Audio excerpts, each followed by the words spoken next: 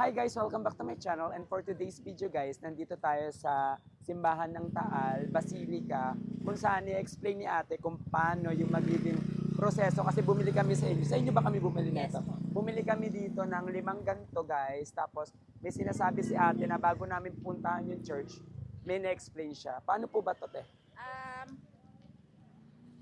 Ano po yun? Kasabihan na po ngayon. Kasabihan lang dito po. sa Batangas Opo. po.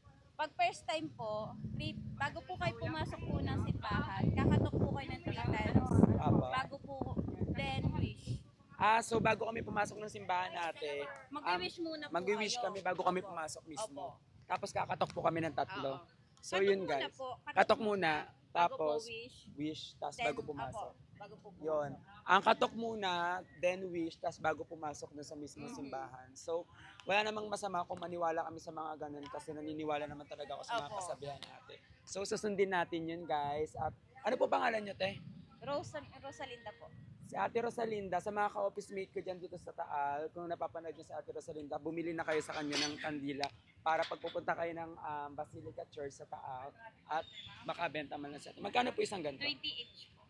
20 each lang. So, sisindihan na natin to later. Thank you so much po, Ate. Sige, thank you po.